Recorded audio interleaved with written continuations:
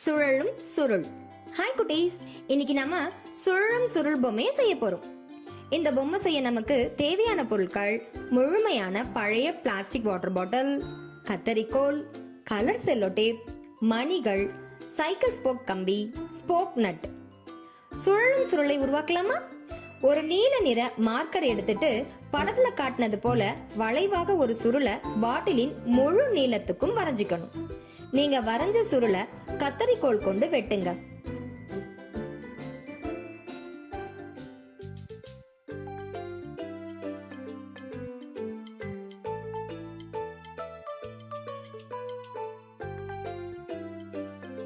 இப்போ பாட்டிலின் மூடியையும் அடிப்பகுதியையும் பிடிச்சு திருகுங்க.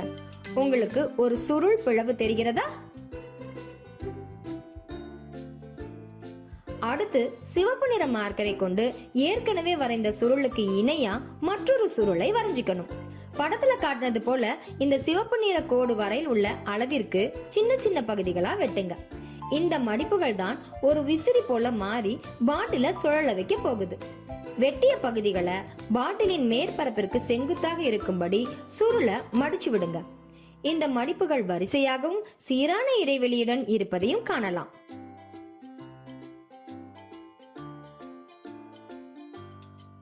மடிப்புகளுக்கு இடைப்பட்ட இடைவெளிகளை கலர் செல்லோ டேப்பை பயன்படுத்தி சுருள் தொடர்ச்சியா இருக்கிற மாதிரி ஒட்டிக்கோங்க. இதனால பிளேடின் பரப்பு அதிகரிச்சு இன்னும் திறனுடையதாக மாறும்.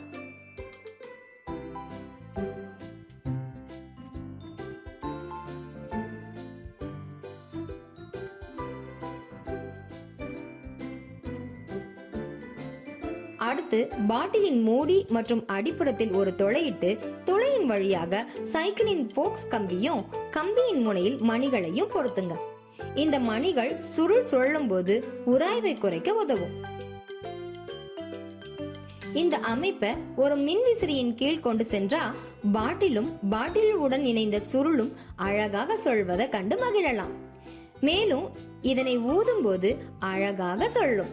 அதோடு மட்டுமில்லாம ஒற்றை சுருளுக்கு பதிலா இரட்டை சுருள்கள் இருப்பது போலையும் நம்ம வெட்டிக்கலாம். இப்ப பாருங்க எவ்வளவு அழகா வட்டமா சுழலுதுன்னு.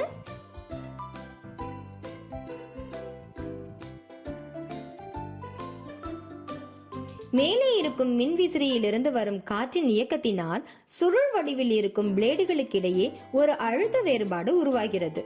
இது அமைப்பை சுழல வைக்கிறது.